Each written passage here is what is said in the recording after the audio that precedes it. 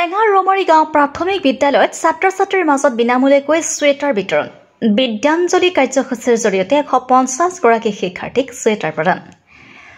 বৰপেটা জিলাৰ চেঙা প্ৰাথমিক শিক্ষা খণ্ডৰ অন্তৰ্গত 120 নং ৰমৰী গাঁও প্ৰাথমিক বিদ্যালয়ত বৃহস্পতিবাৰে অনুষ্ঠিত হৈ যায় ছাত্ৰ-ছাত্ৰীসকলৰ মাজত বিনামূলীয়াকৈ ছুৱেটাৰ বিতৰণ কাৰ্যসূচী বিদ্যাঞ্জলি কাৰ্যসূচীৰ জৰিয়তে ছাত্ৰ-ছাত্ৰীসকলৰ মাজত বিনামূলীয়াকৈ প্ৰদান কৰা হৈছে ছুৱেটাৰ পুৱা 9 বজাত অনুষ্ঠিত হোৱা ছুৱেটাৰ বিতৰণী সভাখনত সভাপতিত্ব কৰে বিদ্যালয়খনৰ পৰিচালনা সমিতিৰ সভাপতি ৰফিকুল ইছলামে সহকাৰী শিক্ষক অখিল দাসে আধৰা সভাখনত চেঙা প্ৰাথমিক শিক্ষা খণ্ডৰ শিক্ষা বিষয়া ৰাজেন্দ্ৰ কলিতা জিলা আঁচনি বিষয়া নিৰঞ্জন ওজা সাতা মণ্ডল সমল কেন্দ্ৰৰ সমন্বয়ক আব্দুল জলিল বিদ্যালয়খনৰ প্ৰধান শিক্ষক কবিৰ আলী আহমেদকে ধৰি কেইবাগৰাকীও বিশিষ্ট লোক উপস্থিত থাকে এই সুযোগতে 120 নম্বৰ ৰৌমাৰী গাঁও প্ৰাথমিক বিদ্যালয়ৰ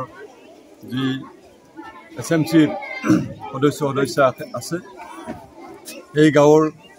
সকলো ৰাইজ তথা এই বিদ্যালয়ৰ শিক্ষক শিক্ষয়িত্ৰীসকলক আমি সমগ্ৰ শিক্ষা বৰপেটাৰ ফালৰ পৰা ধন্যবাদ আৰু কৃতজ্ঞতা জনাইছোঁ কাৰণ এই গাঁৱৰ ৰাইজ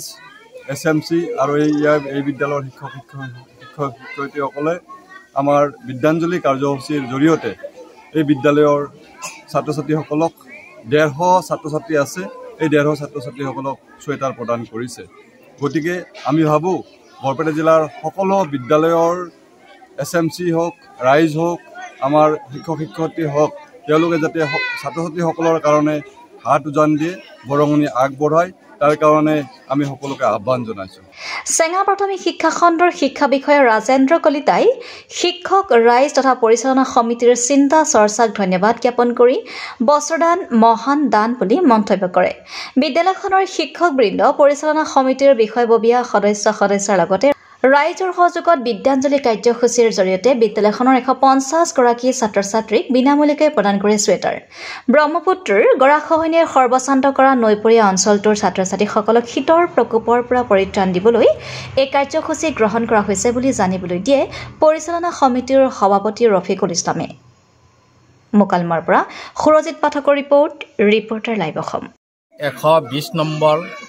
ৰৌমাৰী গাঁও প্ৰাথমিক বিদ্যালয়ৰ শিক্ষক আৰু SMCৰ সদস্য ৰাইজে আমাৰ এই বিদ্যালয়ৰ যিখিনি ল'ৰা ছোৱালী আছে সিহঁতক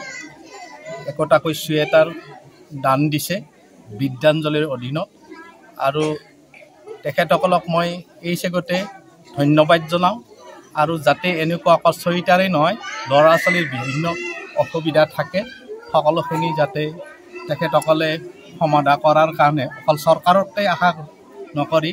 নিজেও কিছুমান ব্যৱস্থা কৰি লয় যাতে আৰু তেতিয়া বিদ্যালয়খন সুন্দৰ আৰু উন্নত এখন বিদ্যালয় হ'ব বুলি মই আশা কৰিছোঁ ধন্যবাদ ৰিপৰ্টাৰ লাইভ